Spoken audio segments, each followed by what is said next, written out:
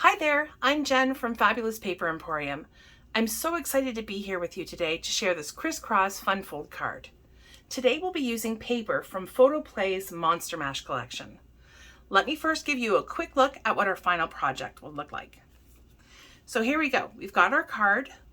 The top part is the spider paper. I've used matte black to matte that. And then we have a belly band using some vellum and again some designer paper. When you slip the belly band off, here's where the crisscross comes in. So here you've got two panels that open up to the sides. As well, you've got this other panel with the designer paper. Open it up and away you go. Here's where you would have your sentiment. So you could use stamps, you can write it out. I've just decided to use some of the element stickers that come in this collection. Okay, so to start off with, we will go through the cardstock that is needed and the sizes. So I'll start off with all the black pieces. That's what I decided to use for my base color. So the base here, this piece is cut at 3 7/8 by 10 inches. We'll be scoring this together at 5. The next two pieces, you'll need 3 1/2 by 3 1/2. Again, two pieces, and we'll be scoring these as well. And then the last piece, which was on the matte part of the belly band, is cut at 2 5/8 by 3 7/8. And there you go for all of your black pieces. Inside, I've chosen to go with a white, just because if I want to write a sentiment, I don't have to worry about choosing a color that's going to be seen. So here we go with the white. It's cut at 3 3/4 by 4 7/8. And then we have some designer paper pieces. So this designer piece is cut at 3 3/4 by 4 7/8. Just make a note that this one, it didn't really seem to matter which way it was non-directional. So just keep in mind that if you're cutting something that is directional, that the 3 3/4 is on the width and the 4 7/8 is on the height. And then in the same paper, I've cut another piece, and this piece is 1 1/8 by 3 3/4. And lastly, I decided to go with the spiders, again, with the spider theme. And this top layer for the belly band is cut at 2 3/8 by 3 5/8. And again, if you had chosen another paper to go with that, could have been another designer paper. You could have had some stamps that you would wanted to use. So this is pretty versatile in terms of what you can use. And then the last piece we have is a piece of vellum. If you don't have vellum, cardstock will work just as well. You just need to cut this one at 1 1/4 by 9 1/4. Okay, so let's get started. First things first is I'm going to bring out my trusty handy dandy ScorePal scoreboard. This comes, I apologize for the train that's now going by. So this one is ScorePal 8s, and so you'll see that you've got the not only by the quarter, by the half, but you also have the 8s marked as well. So for this one, we're going to be scoring, this is our base piece, so again 3 7/8 by 10 inches, and we're going to take at the 5, that's where we're going to be scoring our piece today. If you happen not to have a scoreboard, no big deal. You can definitely use your ruler. So if you were just using your ruler, let me move my scoreboard out of the way. You would basically measure make a little notch with a pencil at 5 inches. You would do that at the top, and then come down and do the same thing at the bottom. And then you would just use your ruler with a bone folder, with, you could use a number of different things. Bone folder, a pen lid, also works very well. Just make sure that you're applying enough pressure to actually score. You want to break up the paper fibers a little bit in order for that to fold nicely for you later on. Okay, so that was done. Now we've got our folded card, which is great. Again, you want to take your bone folder, burnish the edges a bit, make sure we have a nice crisp fold on that card, and we'll set that aside. The other thing that we were doing today is we're scoring these two pieces, and we're scoring them on the diagonal. So to make things easier, I've tried it a couple of different ways. Using the scoreboard, I found was a little bit more tricky. So I'm just, again, going to get out my ruler. Here we go. I'll flip it over so you can see it better. And you're wanting to line up from corner to corner, from tip to tip. There we go. And then again, you're going to take your bone folder, run that down there a couple of times, and that way we have a nice crisp fold line. When you're folding these pieces, you're going to want to put equal pressure, as much equal pressure on there as you possibly can, because this way you will avoid having any of those lumps and bumps that you can sometimes get with folding paper, because the fibers in the paper need to be kind of broken up a little bit. So here we go. So now I've got that folded. We're going to use our bone folder to burnish that so we have a nice crisp line. And then here we go with my second piece. Again, lining it up from tip to tip. There we go. And make sure we get that, again, not applying too much pressure. You don't want to go through the paper, which I think has happened to about everyone at one point or another.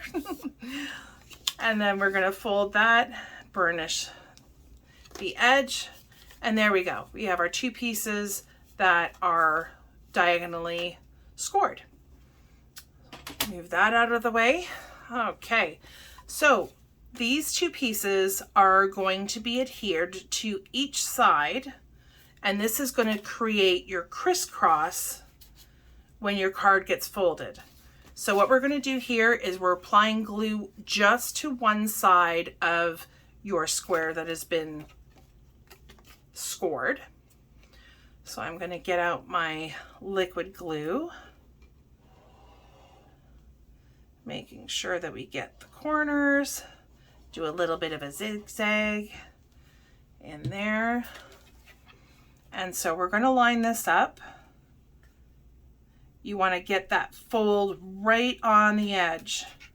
Okay, so right nice and tight, pushing that in a little bit on from the outside, making sure that that's adhered nice and securely, and fold over your card. What you can do is, I have this brayer that I often go over my projects with as I'm gluing things down, making sure that the glue, because it's a liquid glue, gets distributed evenly so it's really nice and secure. And again, I'm going to do the same thing with my other piece on the other side, and we're going to go all the way around. Oopsie. Getting the glue at the corners. I don't like going right to the corner because, as you can see, it gets a little blobby at the corners.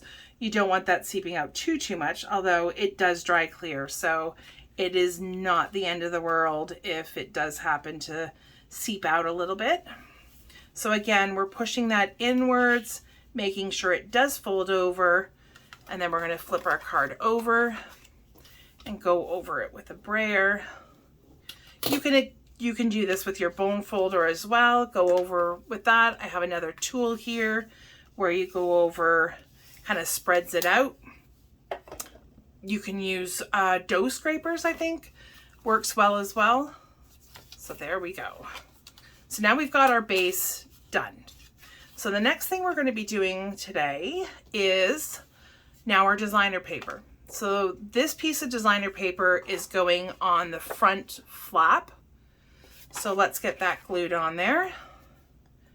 So again, from corner to corner, we're going to do a little bit of a perimeter here. And then the squiggles. Make sure you've got enough in the middle.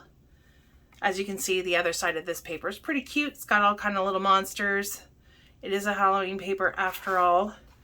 And I don't have to worry too much about the directionality of my piece since it's spider webs that are pretty much all over the place. So I'm going to go over that with my brayer.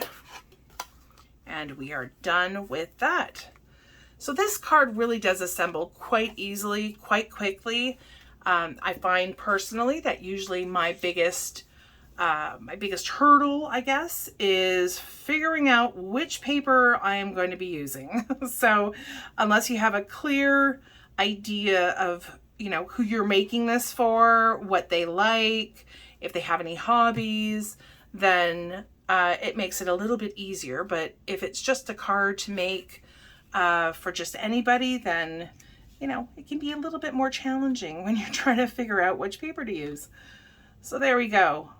We've got our, this is what I love about liquid glue, is you do have a little bit of time to get that all worked out. Because it's white, I'm just going to use the back side to get that all adhered. And so you can, if you wanted to, decorate the inside. I have a couple of other things on my stickers. See, this is a sticker sheet that you get with the collection. I've used here, there's a spider, and this was the spider web.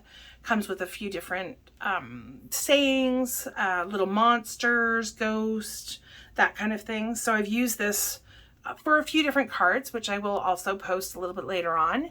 So I don't have those two, so I can just use something else. Like, I think I will go with, the little ghost here. I'm going to put him at the very bottom, and then a bat. There's a cute little bat in the corner, and we're going to put him up at the top. Perfect. Alrighty, so now that we have all this done, the next part will be to assemble our belly band. So we've got our vellum, or if you wanted to go with cardstock, that is perfectly acceptable. I've just never tried it with the vellum, so I decided that today was the day that we were going to do the vellum. Actually, the vellum, this whole project I found on DawnStampingThoughts.net. So she's kind of inspired this particular card today.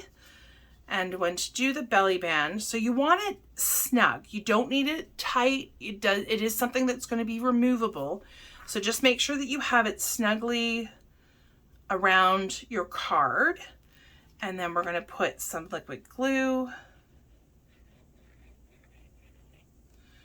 want to try and make sure that you don't go too crazy with the glue, because it is going to spread. And this is the perfect paper to kind of show how that glue does spread. You're going to want to keep your fingers on that for a little bit. It is pretty quick drying, so it should be okay right away. We're going to flip that over. If you also wanted to use on your belly band, if you wanted to use a little bit of score tape works amazingly well, and you can just use your liquid glue on top of the score tape, and that way you do have the time to adjust it, but it also makes it very secure. So now that that's done, the next part that we're going to be doing is applying our decorative paper to our belly band. So that's going to fit right there. So we're going to make sure we apply our liquid glue to all sides. And then we're going to do our best to get this in place right in the middle. Push that down. I'll get my brayer out. There we go. And then the very last part, the last part is putting the decorative piece that goes on top. We're going to put this together. So you're just layering your pieces. We're going to do that again with our liquid glue. If you wanted to stamp a sentiment, you could certainly do that. I've got a couple of sentiments still on my sticker page, so I will grab my sticker page, possibly put that on, just mat it so it looks nice and I'm not sure what the word is. It looks nice. And then this is going to be adhered to right on the front of the belly band. So we're going to be doing that next. So again, I would not put the glue on this piece because then it's going to be hard for you to figure out where exactly the card is going to be fitted on. So just going to put that on here really quickly, kind of get a sense for where it is on each side, and then err on the side of caution and do a little bit less than what you think it is. Chances are it'll work out perfectly. Again, you can use some score tape. That works well because that way you can cut it to the size that you need it. Push that down, make sure that it's adhered nicely. And this way, if I wanted to put one of the little sentiments, I could certainly do that. I can cut this eke out. You put that on a little bit of the extra cardstock that you had, maybe the black. I'm going to cut that out, fussy cut that with a pair of scissors. Thankfully it's rectangular, so it is super easy to get the sides a little bit more evenly spaced out than if it was something that was a very complex shape. I am not at all an accomplished fussy cutter, so that is something that I'm working on. And so I think I'm going to stick that right there. If you wanted to, you can put it on some foam pieces. Those are double-sided. That would lift it up a little bit, but I think I like it just like that. So there you have it. This is the Crisscross Fun Fold card. And again, today we're using Photoplay's Monster Mash paper collection. Thank you so much. I hope to see you again. Don't forget to hit subscribe. We'll see you later. Bye-bye.